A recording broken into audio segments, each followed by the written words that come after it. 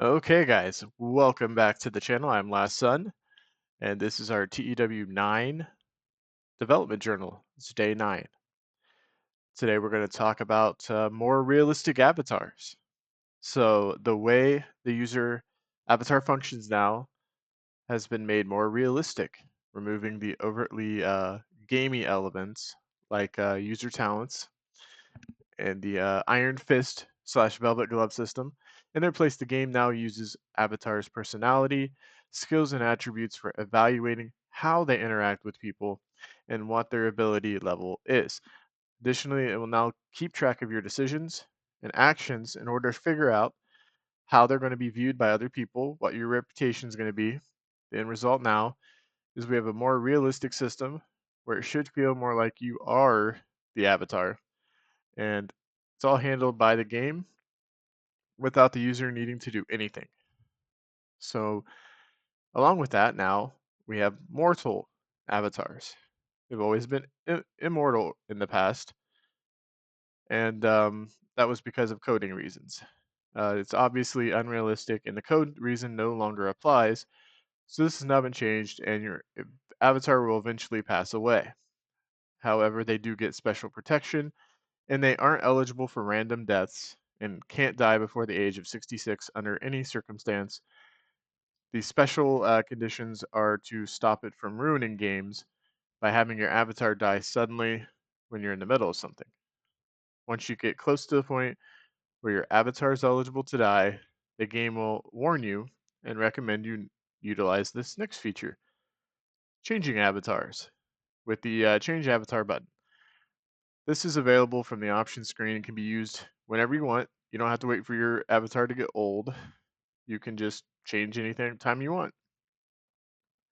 So it gives you the following choices. You can create a new one, either selection or regeneration. If you choose selection, then you would choose an existing character. If you choose regeneration, your new avatar is created by applying the normal regeneration process on the old avatar. You can pick the name, picture, and biography, and you can select whether it's a legacy character.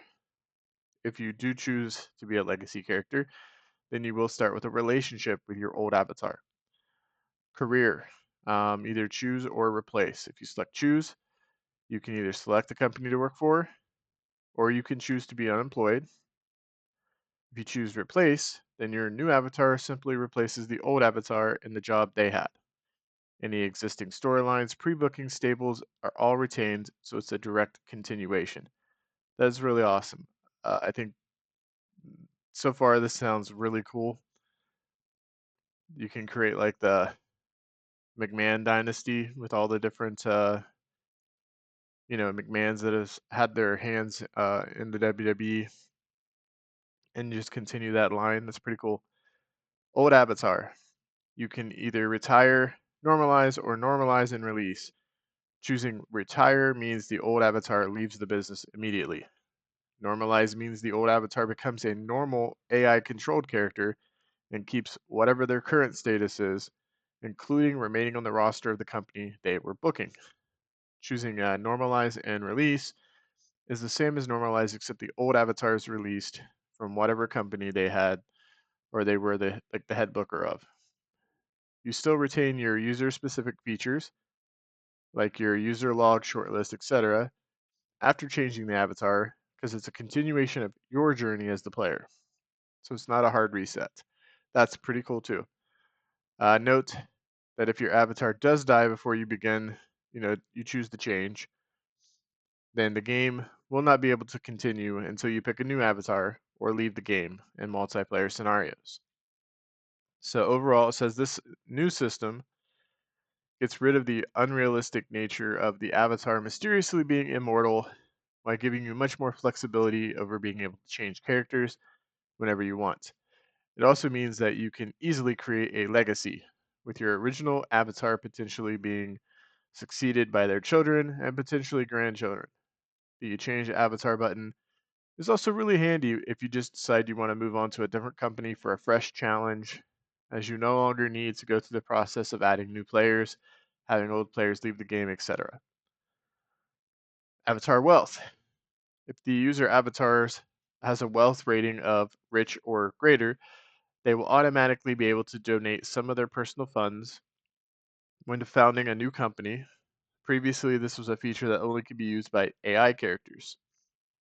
So this is just another little move towards better integrating the avatar into the game world. Pretty cool. Gimmick memory. So when a worker leaves a company, the fans will remember their gimmick for 3 months. The worker returns within that time period. The company has the option of restoring the gimmick in the state it was when they left. This is especially useful for workers who are likely to make several one off appearances, such as a local worker or alliance trades, as it means you don't have to restart from scratch each time. It also means that if something or someone happens to land upon a great gimmick, you're not lost once they leave it. You could just simply resign them in order to capitalize on that good fortune. So that's pretty cool. That it'll remember the gimmick for 3 months. That's awesome. Crowd heat display. The crowd's heat level is now shown on screen when displaying a show segments to the user. This is going to make it easier to follow along with how it's altering and how it'll hopefully make crowd management a little bit easier. We have wrestling and crowd ratings.